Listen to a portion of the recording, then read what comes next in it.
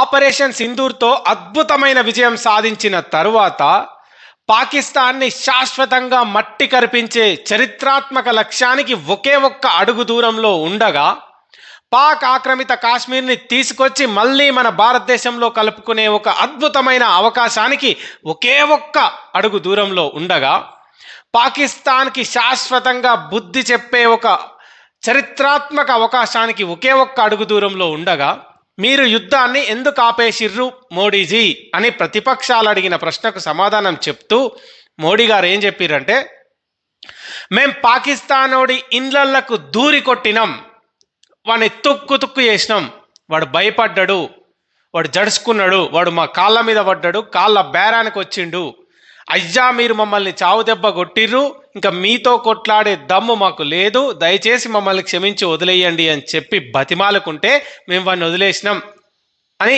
దాదాపుగా ఇట్లనే చెప్పిండు నరేంద్ర మోడీ. అయితే వాస్తవానికి వాడు భయపడ్డాడు, కాళ్ళ బేరానికి వచ్చిండు. వాడిని మనం భయపెట్టడానికి కారణాలేంటి? ఎందుకంటే వాడు ఉగ్రవాదాన్ని పెంచి పోషిస్తున్నాడు, ప్రతిసారి మన ఇండియా మీద పడి ఏడుస్తున్నాడు, మన కశ్మీర్ జోలికి వస్తున్నాడు, మన భారతీయుల్ని చంపేస్తున్నాడు, మన మీద ఉగ్రదాడులు చేస్తున్నాడు. అందుకే కదా ఇవన్నీ వాడు చేస్తున్నాడు కాబట్టే మనం పాకిస్తాన్ వాడి ఇండ్లకు దూరి కొట్టినాం. వాడు వచ్చి కాళ్ళ మీద పడ్డాడు. కాళ్ళ మీద పడ్డప్పుడు చేయాల్సిన పనేంది? క్షమించిర్రు, వదిలేసిర్రు, మంచిదే. రేపు పొద్దున మళ్ళీ వాడు ఉగ్రదాడి చెయ్యడు అని గ్యారంటీ ఏంటి? వాడు మళ్ళీ ఉగ్రదాడులు చేయకుండా ఉంటాడు అనే దానికి నమ్మకం ఏంటి? వాడిని క్షమించి వదిలేసినామని చెప్తున్నారు, కరెక్టే. కానీ వాని దగ్గర ఎలాంటి అగ్రిమెంట్ లేకుండా, ఎలాంటి కమిట్మెంట్ లేకుండా అట్టెట్లు వదిలేస్తారు? వాడు వచ్చి కాళ్ళబేరానికి వచ్చిండు, వాడు సావు భయంతో భయపడ్డాడు. అంటే మనం వాడిని భయపెట్టినాం కాబట్టి మనం ఏది చెప్తే వాడు అది వినాల్సిందే. ఎందుకు వినడు వాడు?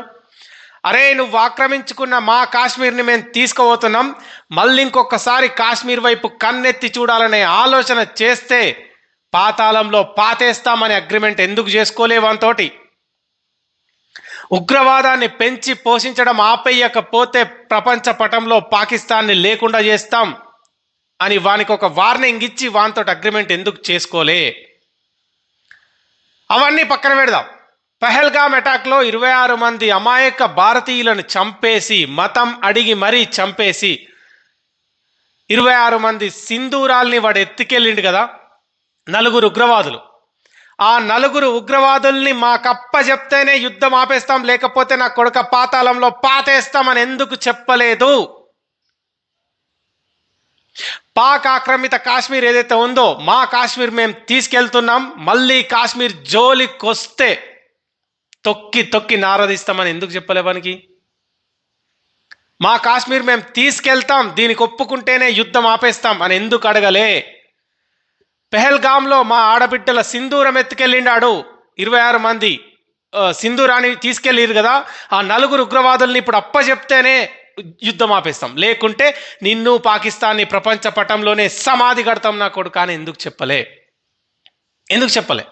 రేపు పొద్దున వాడు మళ్ళీ ఉగ్రదాడి చెయ్యడు అని మీరు గ్యారంటీ ఇస్తారా భారతదేశ ప్రజలకు? 140 కోట్ల మంది భారతీయులకు మీరు గ్యారంటీ ఇవ్వగలుగుతారా? ఒక నమ్మకం కలిగించగలుగుతారా? వాడు మా కాళ్ళ మీద పడ్డాడు కాబట్టి మేము వాడిని వదిలేసినాం, ఇక నుంచి పాకిస్తానోడు మన మీద దాడి చెయ్యడు అని నరేంద్ర మోడీ సంతకంతో కూడిన అగ్రిమెంట్ భారతదేశ ప్రజలకు ఇవ్వగలుగుతారా? మరి ఎందుకు వదిలేసిర్రు? పాకిస్తాన్తో శాశ్వత పరిష్కారం చేసుకునే గొప్ప అవకాశాన్ని ఎందుకు వదిలేసిర్రు? తెల్లారితే నెహ్రూ తప్పు చేసిండు, ఇందిరాగాంధీ తప్పు చేసింది అని చెప్పి ఏడుస్తూ ఉంటారు కదా. సరే, వాళ్ళు ఎవ్వరికి రాని అవకాశం మీకు వచ్చింది అనుకుందాం. ఇండియన్ ఆర్మీ యొక్క తెగింపు వల్ల, ఇండియన్ ఆర్మీ యొక్క అద్భుతమైన యుద్ధ నైపుణ్యం వల్ల వాడు వచ్చి మీ కాళ్ళ మీద పడ్డాడు. నెహ్రూ తప్పు చేసిండు, ఇందిరా తప్పుని సరిదిద్దే అవకాశం మీ దగ్గరనే ఉండే కదా. వాడు నీ కాళ్ళ దగ్గరికి వచ్చినప్పుడు నా కాశ్మీర్ నాకు ఇయ్యకపోతే ఇప్పుడే నీ యుద్ధం చేసి నీ దేశాన్ని నాశనం చేస్తా అంటే వాడు భయపడతాడా లేదా? నా ఆడబిడ్డలు 26 మందిని సింధూరం ఎత్తుకెళ్ళిన ఆ 4 ఉగ్ర కుక్కల్ని మాకు అప్పచెప్తేనే యుద్ధం ఆపేస్తాం అని ఉంటే వాడు ఒప్పుకునేటోడా లేదా? ఎందుకు చెప్పలేదు? కరెక్ట్గా పాకిస్తాన్కి బుద్ధి చెప్పే అవకాశం, పాకిస్తాన్ని మట్టి గర్పించే అవకాశం, పాకిస్తాన్తో శాశ్వత పంచాయతీకి ఫుల్ స్టాప్ పెట్టేటువంటి అద్భుతమైన అవకాశాన్ని ఎందుకు వదిలేసిర్రు? ఇది ప్రతిపక్షాలు అడుగుతున్న ప్రశ్నలు కాదు, భారతీయులు అడుగుతున్న ప్రశ్నలు, భారతదేశం అడుగుతున్న ప్రశ్నలు. యుద్ధం చేసే అవకాశాన్ని వదిలేసి ఆపరేషన్ సింధూర్ని మళ్ళీ కొనసాగిస్తామంటున్నారు. మళ్ళీ కొనసాగిస్తాం అంటే దాని అర్థం ఏంటి? పాకిస్తానానికి ఇండైరెక్ట్గా చెప్తున్నారా, డైరెక్ట్ చెప్తున్నారా? నువ్వు మళ్ళీ వచ్చి మా దేశం మీద దాడి చేయి, మళ్ళీ అప్పుడు మేము ఆపరేషన్ సింధూర్ చేస్తాం, ఈ చిల్లర పంచాయతీ ఇట్లనే కొనసాగిద్దాం అని చెప్పి మీరు వానికి డైరెక్ట్గా చెప్తున్నట్ట, ఇండైరెక్ట్గా చెప్తున్నట్ట? ఏం చెప్తున్నట్టు?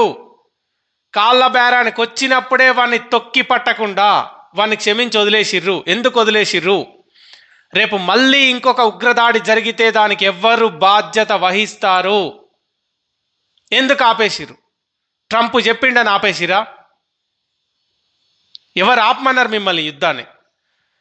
మోడీజీ, ఇవి దేశం అడుగుతున్న ప్రశ్నలు. ఈ ప్రతి ప్రశ్నకి ఖచ్చితంగా సమాధానం చెప్పి తీరాల్సిందే, ఖచ్చితంగా చెప్పాల్సిందే.